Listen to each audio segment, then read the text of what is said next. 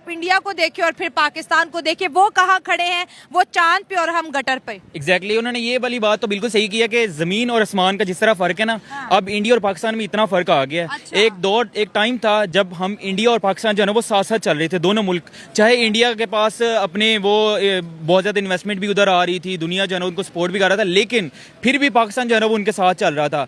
अब ये हालात हैं कि इंडिया जो है ना वो चांद पे पहुंच गया और हम जमीन से भी नीचे जो है ना वो घुसते जा रहे हैं। हमारा ये लेवल हो गया है। उस बंदे ने सही बात की है, लेकिन दूसरी तरफ अगर हम उनसे पूछें तो भाई इनकी भी हुकूमत रह रही है।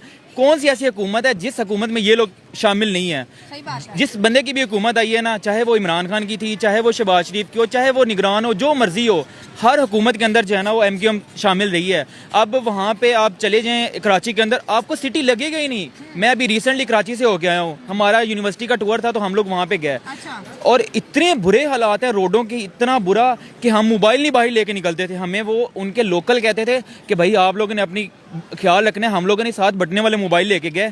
अब ये हालात है एक सिटी के, तो कौन आएगा? ये मुझे सबसे पहले ऐसी सिटी जहाँ पे इंसान 10,000 का मोबाइल नहीं रख सकता। एग्जैक्टली 10,000 का मोबाइल नहीं रख सकता। लोग डरते हैं। अब तो जिसके पास मोबाइल नहीं ना मिलता, फॉर एग्जांपल अगर मुझे उन्होंने रोका ना, तो मेरे पास अगर मोबाइल 5,000 गया तो वो मुझे गोली मार देते हैं कि भाई तुम बड़ा मोबाइल क्यों नहीं रखते अपनी जेब में। ये हालात हो गया मुल्क के। वहाँ पे बच्चे जो है ना वो आपको सड़कों पे ऐसे पड़े मिलेंगे लावारिस से, इस तरह के हालात हैं। गटर वहाँ पे ऐसे हैं, पुल्ले अगर वहाँ पे आप जाके देखें ना, मतलब इस तरह कोई, जिस तरह आप चले जाएं कोई खंडरात पुराने जो कहते हैं ना कदीम ज़माने के बने होते हैं, इस तरह कराची मंजर पेश कर रहा है। और भूख से लोग मर रहे हैं वहाँ पे, लोगों के पास इलाज नहीं है, लोगों के पास तलीम नहीं है, लोग क्या करें समझ नहीं आती। ये पूरे मुल्क के हालात हैं, ये सिर्फ कराची के हालात नहीं है। ये सिर्फ और सिर्फ क्रेडिट जो इस मुल्क पे, इस मुल्क को इस नैज पे पहुंचाने का जो क्रेडिट जाता है ना, वो सिर्फ हमारे पॉलिटिशियन को जाता है, जिन्होंने अब एक दूसरी तरफ हमारे मुल्क में स्टेबिलिटी भी नहीं है पॉलिटिक्स के अंदर। एक पॉलिटिशियन दूसरे पॉलिटिशियन की टांगे खींच रहा है, दूसरा तीसरे की खींच रहा है, तो इसी तरह चलता नहीं है। अब अगर इंडिया को हम अगर अपने साथ कंपेयर, एक चले दूसरी तरफ हम सिटीज़ को कंपेयर कर लेते हैं, इंडिया और मुंबई। किसी ज़माने में ना दोनों का कंपैरिजन होता था और ठीक ठाक तगड़े लेवल के ऊपर होता था।